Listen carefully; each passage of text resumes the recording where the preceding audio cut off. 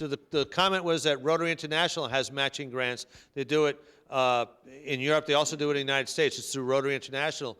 But there's also an organization, Rotary of Newberg, Oregon. And if you know what's in Newberg, Oregon, that's where ADEC is located, the dental chair manufacturer from the States. Rotadent, R-O-T-A-D-E-N-T, Rotadent is the Rotary in Newberg, Oregon. And what they live for is to build basically ADEC equipment, and they sell it to you at the cost of their parts. Dental unit, one of those portable dental units, I saw one of you guys, $600, $800 from what's called a Mission Air dental unit, high-speed, low-speed, air, water, syringe, and suction, $600 or $800, or whatever. Basically, Rotadent in Oregon. Yeah, I was going to tell one of you guys. I think it was you. I was going to tell you to talk to me yesterday, Connor. But that's it. But just check that out, because again, it's a grant type of thing. You have to apply for it. But as long as it's used outside the states, and I imagine they'd say outside the EU as well, that they could use it. I don't know, does ADEC have a presence here in Europe? Do you know? They do. And I know now they work with you guys. Yeah, that was a long time coming, but now it's happened. Okay? But that's Rota. I think it's R-O-T-A-D-E-N-T, if I'm not mistaken. But take a look. All right. This is the equipment that I happen to use. I've been using their stuff for a long time. And they've got a variety of things. I happen to like Aseptico equipment. I happen to like the guys who run Aseptico. But this is the unit that we use. It's a high-speed, low-speed, air-water syringe, saliva ejector, and it has a built-in compressor. That's the nice thing about this. It has a built-in on-demand compressor. There's no air tank. So if you want it to work, even the suction to work, you have to press the pedal. But it works on 110 and 220. It just has a little switch on the back that you can go from 110 to 220 with, or you can probably get it with European configuration.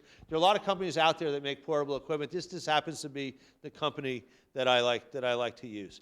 There's another company in the States called DNTL Works that makes portable equipment. And this is their little Pro Pack, which is basically the same as the Aseptico. It just comes in a little different configuration, but it can use as well. And we're talking about using, somebody was talking about portable x-rays yesterday. You got to have a computer to go with it. That's the thing. And so this is the thing, though, and maybe I'm old, and maybe I'm a dinosaur, but you can still do a lot of diagnosis without a set of radiographs. You look, you use transillumination, you tap on teeth. There are a lot of ways you can find out what's going on.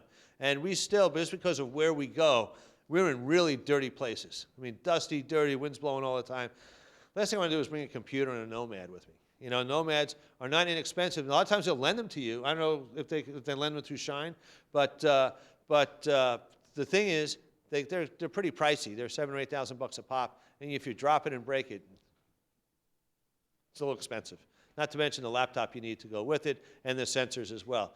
And so don't be surprised to encounter donor fatigue. And sometimes, particularly the local reps, I think at a corporate level it's not quite that, but I know sometimes some of the local reps, they get bombarded with requests for various and sundry projects. So sometimes they say, well, I can only do this much, because they try to spread it out among all their customer base. Selection of equipment and surgical supplies. Actually, if you guys have the handout, you guys should have been sent the handout, is that right? Any of you registered for the course? A lot of this stuff is on the handout. So, and what I will do here is tell the people on the video, there will be an accompanying handout on the website, so I would strongly suggest that those who go for who go and look at the video get the handout as well, and I'll make sure that is supplied. But you want to have checklists. The last thing you want to do is leave something behind. Fortunately, we're in Dublin. My wife left her entire cosmetic bag back home. So we found Arnott's the other night. She got to the Estee Lauder counter, yeah, I did, Richard, I'm sorry to say, but that's okay. We had a nice evening, found a nice pub, had a nice meal as well. So it worked out all the way around, and she got what she needed. So the checklist for restorative equipment and supplies, because a lot of places, if you don't bring it with you, it's going to be hard to replace it on site. So just be aware of those kinds of things. Just go through this. Sources for portable equipment, I mentioned that, and there are other sites as well. You can go online, just Google portable dental equipment, and all kinds of things will pop up wherever you are. I talked about a little bit before about used manufactured dental equipment. I think Simon addressed that as far as installing things and having technicians install them. If you're using, don't forget though, if you have portable dental equipment, you need compressors. In most cases, unless you have a built-in compressor. And there are two types, they're oilless and oiled compressors. One are really noisy and one are not. The oil-less compressors are really noisy. And so if you're going to use those, it's fine, but you want to figure out how you can put them in places where the noise just doesn't drive you crazy. And so, you know, again, these are all little things to be considered. And this, you know, we can't go through every detail here this morning, but just be aware, talk to people who have done this before. I cannot stress that enough. You talk to people who've done this before, plug into projects that are already existing. I can promise you, everybody in this room who runs a project, we've all made the same mistakes. And we've all made them probably more than once. You know, and so just be aware. So let us use our collective knowledge of the college to help you with these types of projects. Preparation and safety. Before you travel, know your country, know your host, know your project. In the States, I don't know what you guys call it over here, indemnity insurance? Okay, indemnity insurance, malpractice insurance. You have to decide, I know in the States, my local malpractice will cover problems in the Dominican Republic if they are filed in the U.S. Now, of course, you know that's not going to happen. So actually, there's a company in the United States called Gallagher Charitable International Insurance, and you can buy a one-week-long malpractice policy. You don't buy the policy. They have the policy, and you become a partner of the policy for a week. Which is great. It cost me $25 for the week. And so I've only done it the last couple of years. One of the things, I don't know how many attorneys there are in Europe, but in the U.S., I think a third of the attorneys in the world live in the United States. And maybe another third live here in Europe. I'm not sure how that works, but, you know, so you just figure out how you want to cover yourself. The thing is, I've really never heard of a malpractice case against a charitable project. Because if that started, charitable projects would disappear. I mean, some people say, whoa, wait a second. You know, I'm out here doing mine and you're putting me at risk, you know, financially or legally. But, you know, it's not worth, some of your projects do have insurance already. And so we just buy individual, all of my docs just spend the $25 and buy their individual policies. The other thing, though, or two things you want to take care of are international medical insurance, because I don't know about here, and I know a lot of it is nationalized and with some private sector as well, but my medical insurance at home, my private medical insurance does not cover me overseas. So I have to just buy, again, it's $4 a day, well worth the cost. I get it through these guys, Gallagher Charitable International, covers me while I'm there for basically everything. But the most important thing I have is medical evacuation insurance. And so if I get sick and I need to be shipped back to the States, basically I have the little card in my wallet, and I travel a lot all over the place, so my entire family has medical evacuation insurance. And so basically what that does is they will, based on what the injury is and how the best way to get you back home. You know, I have heart issues. I had a heart attack a few years ago. You know, it was a mild one. I was still very athletic, still play a lot of sports. But the fact is, if something bad happens to me, I want to get home. And so, by the way, left front pocket is where the nitro is. But the point is that you have to protect yourselves. And so some of you, one of the things we do, I have my own personal policy, but our project is sanctioned by the Catholic Medical Mission Board. And there's only one reason we continue to use them is they have medical evacuation insurance that covers my entire group.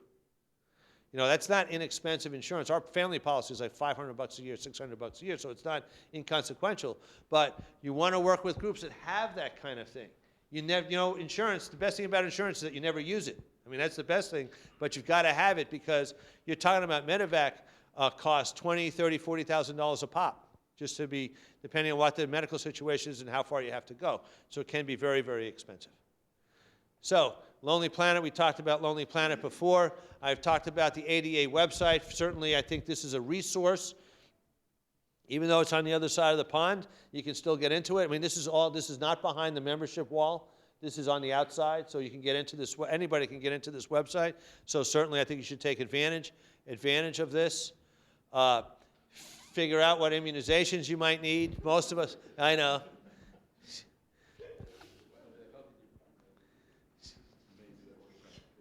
No? That is from, my friend Sam sent me that picture. God knows where he found it. I have no idea. But, I know, just think of it, I know, exactly. Do you realize? Yeah, exactly.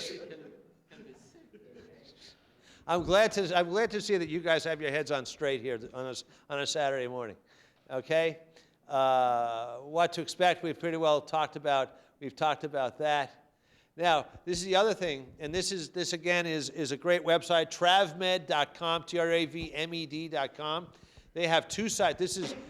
They sell, for those of you who like to do trekking and that kind of stuff, it's a US-based company that sells all kinds of outdoorsy stuff to travel up into the mountains and all that kind of stuff. But they also have a listing of every country in the world for hospitals. It's U.S.-oriented, but where the embassies are, where the best hospitals are, where the docks are, where the English-speaking people are, those kinds of things. And so it's a very, very good thing. This is on the TravMed website. It has that. And the other thing that it has is the International Travel Health Guide, which is also free. I used to buy this book. It used to be for sale. It was very inexpensive, $15 or so. But now Stuart Rose and Dr. Keystone have this online, and these are the chapters. Just take a look at that for just a moment. But you look at it's everything you need to know about travel medicine is in this guideline. Whether you've been exposed, malaria, typhoid, travel insurance, all kinds of things are in this is a great book. And so, now it's a great reference, so it's online, but it's all free. I mean, just go to the travmed.com website and take a look at that. Okay, and that's the entire website address, travmed.com /health-guide/. Okay, got it? Okay, so that just looking at various resources. In the States, of course, there's a Centers for Disease Control here. I'm sure each country has their own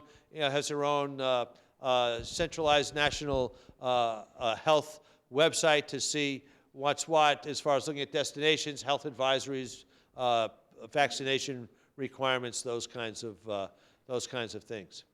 I mentioned Gallagher Charitable before as that's where I get my international health insurance as well as my short-term indemnity or malpractice insurance. Medevac, there are a lot of companies. I happen to use MedJet Assist, but there are a lot of companies out there. I'm sure over here there are plenty of companies as well. But it's something that this is one of the things I don't leave home without ever, because if something happened to me here, say, yes, hopefully you guys would take care of me while I was here, but it might be a situation where I have to be medevac back to the States, and so it's either $20,000 out of my pocket or take my red card out and call them. Call the 800 number and say, how do we manage this? And of course, you need doctors' diagnoses and all kinds of stuff, but that's part of it. Okay. Now, well, traveling and working, we've talked about this, and I mentioned the one thing I will reiterate is fatigue. Don't ignore the fatigue thing.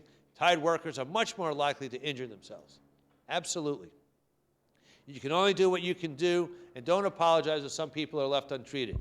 And one thing I will tell you, at the end of the day, how many of you guys speak Spanish in this group? A few of you. La muela del infierno. You know what that means? The molar from hell. La muela del infierno. La muela del infierno comes at 5 o'clock in the afternoon. You're dog-tired. The tooth breaks off. You've already packed up your unit, so you don't have your handpiece available. And that's when people get hurt. So you hope that the La muela del infierno comes in the morning, but a lot of times these guys are the farmers, and they're out working all day, and they finally get to see you at the end of the day. So just be aware of fatigue. Yes, ma'am. Have you ever had anybody claim against you for malpractice? Have we ever had to do what? Any patients claim against you Oh, the question was, has anybody ever claimed? No, nobody has ever claimed against malpractice. I've never heard of a malpractice. No, these guys, no. No. This is the thing. I think one of the things, first of all, I'm not sure we've ever done anything that would warrant that. But I will tell you a quick story. You've got to understand what the local capacities are. One year, and this goes back to the 80s in our project, we had a patient who was infected and had a problem, and we had local antibiotics with us. But the hospital had nothing. I mean, there was no chance for using any sort of systemic antibiotics or IM types of things. So we now bring some of that stuff with us based on what the availability is in the local area. So that's something you got to think about, because you are going to run into sometimes some major odontogenic infections, and sometimes the oral meds are not going to be sufficient. So you have to plan on bringing some of that stuff with you, or else you can end up in a tough situation. I have never heard of any cases, though, to answer your question, any cases of malpractice in any of these projects at all. But the point is, you're at the point now where you don't want to be the first. And so for nominal costs, at least, for nominal costs in the States, it doesn't cost us hardly anything to be covered. It costs me $25 for the week. That's it. And I will always pay the $25. And so, I'd rather do that and just be able to sleep better. Am I worried about it? No. But you can't say never.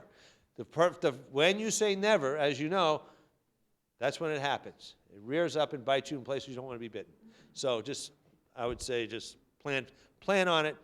That's the thing with all these projects. You plan for the worst. You plan for the worst and hope for the best. Go ahead. Come on. Medical emergency? Yes, we've had several. One time with one of our guys, turned out she was allergic to Bactrim. In those days, we used Bactrim for traveler's diarrhea. Now we use Cipro. She had an anaphylactic reaction in front of our eyes. We had our epi. We had our diphenhydramine. It turned out to be a teachable moment for everybody. We have had some bleeders that were very difficult to stop. We haven't had any MIs as far as that goes. No strokes as far as I'm aware of. Of our 60, yes, we're dealing with, the thing is, you assume you're dealing with sick people. You assume everybody is sick. You assume everybody has heart problems, diabetes, hypertension, hepatitis B, hepatitis C, and HIV. And if you assume that, then you won't be surprised. The other thing we do is everybody who goes on our trips signs a liability waiver stating those facts, and that they hold both the project and me and whoever else is involved harmless from any, and we say it, that includes just travel. And we say, even if you die, you can't come after me, because and that's the other reason people have to ask me to go. Because if something bad happens, they say, well, you talk Anders into going. No, Anders asked to come. I mean, this was his choice, not, nobody conscripted him to come on these projects. So I don't know, do you guys have the same litigious paranoia over here that we have in the States? It's worse here. Talking about charitable institutions that sue, I wouldn't call it a charitable institution, but the national pastime in the United Kingdom now is suing the NHS. Oh, lovely. They are absolutely bankrupt in that lawsuit. Okay. It's huge. And we have regulatory organizations who have lost the plot as well. Okay. Encourage the patients to do it. Okay, well that's... Don't start that particular hair going today. All right. Well, no, wait. I have to be out by 12. No. We'll be wrapping this up shortly. Yes, Tony, quickly. In a worst case scenario, Yes. in sepsis, We're getting there. Next couple of slides. the question I just want to ask, Okay. do you give intramuscular antibiotics? Yes, we take them with us and we use them. The question was, do you use IM antibiotics? Yes, we take usually penicillin with us. Yep. And so we've got penicillin. We take penicillin. We take vials of saline with us to mix it up. Yep. And we take hypodermic needles with us. And with allergy? We don't have a second choice at this point. We haven't run into that problem. I don't know at this point. I don't know what the second choice would be at this point for IM stuff. I'd have to research that. But we usually take penicillin with us. Okay. All right. Fortunately, I think we've only in the 34 years we've done this, maybe once, maybe twice. I can't remember. It hasn't been a lot of times. But the point is, you've got to be prepared for it. It was interesting. The second year of the project, a lot of kids were dying from pneumonia while we were there. And so the next year, I brought 100 vials of penicillin with me, because they're The hospitals didn't have any medications. Of course, taking that through customs undeclared, whew, that was fun. It took us a couple hours. Finally we got it through, but it took a while. So, all right, let's continue on. Okay, now he was talking about sepsis as far as infections go. Now let's talk about asepsis. Dr. O'Keefe yesterday was talking about OSAP. You know, we've been flying the OSAP flag for several years with both this lecture and other things. But it is a problem. But this is a great little handbook as far as a guide for safety and infection control for oral healthcare missions. And very quickly, this just talks about the various things that you can use. And we do a couple of things. During the day, it's hard for us to autoclave things, but we do have an autoclave available to us at night. In the years we didn't, we'd either boil stuff or we'd either boil things or use autoclaves. During the day, part of what we try to do is we've got lots of stuff. Lots and lots of stuff. A lot of it with Shine's name on it for some reason, okay? But actually, so part of what we have is that we also use we have lots of instruments, so that instruments don't have to be recycled during the day. And that's one of the things we try to do. That's how we cut down on asepsis. During the day, I've mentioned some of this. There you go. And this is the tip of the iceberg. We probably have 3 times as much stuff as well. And we'll pick this up and go through this quickly. I just want to show you a couple of volunteers. Some of the procedures as far as whoops, sorry, I was trying to get the laser pointer again. Large numbers of instruments, thorough washing, use glutaraldehyde for an hour, autoclave everything at the end of the day. If you're going to boil things, you want to boil water in vinegar first with some vinegar. That precipitates out the hardness out of the, run it in, as you boil the water, just put a few drops of vinegar in it, and then it'll precipitate out the minerals so that it doesn't ruin your instruments. Sharps containers, we use all our refuse we burn with a gasoline accelerant, except the sharps are either burned or we prefer to place them in latrines, because that people aren't going to go, people will dumpster dive in the States, but I don't think anybody's going to latrine dive to get stuff. But the other thing we really have to do is we use any jugs that have glutaraldehyde or other things in them, we cut them up completely. We literally destroy them, because if you just throw them away whole, people are always going through the garbage dumps, and they will take those and then use them for drinking water, which is not really a good thing when they've had glutaraldehyde in them.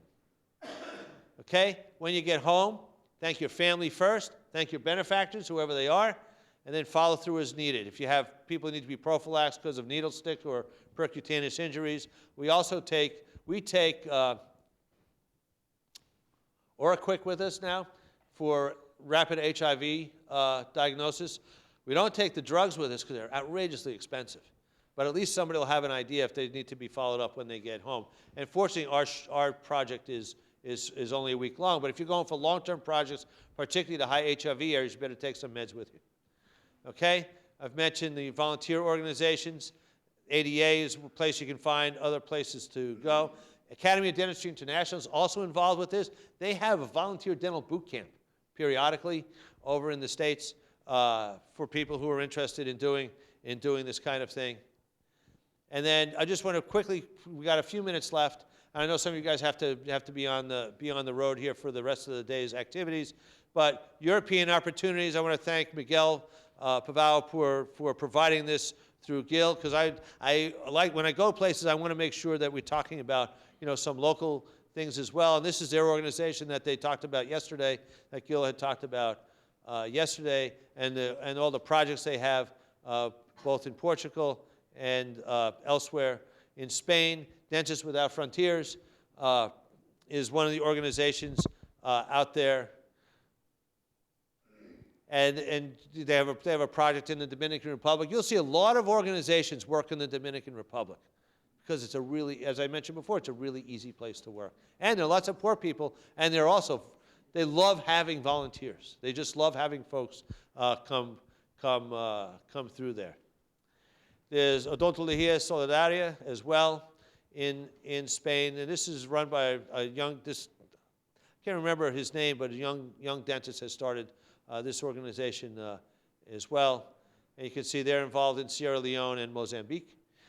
So there are people out there who are doing these kinds of things. And one thing I would say, certainly that I think the ICD could do. If you're looking for relevancy, is, you know, in the States, the ADA has that list of organizations, you know, to volunteer. That may be something that I don't know how exactly you guys would do it, but, you know, survey the various countries, survey your various members. I'll bet everybody in this room knows of at least a handful of organizations in your own country that do these kinds. And you can set up a directory. You guys could have the directory. It takes a little bit of work to set it up, but it doesn't take an awful lot to set it up. And then that would give people an idea. That would drive, first of all, it drives people to the website, and then shows them what the ICD is about, and then gives them some valuable information.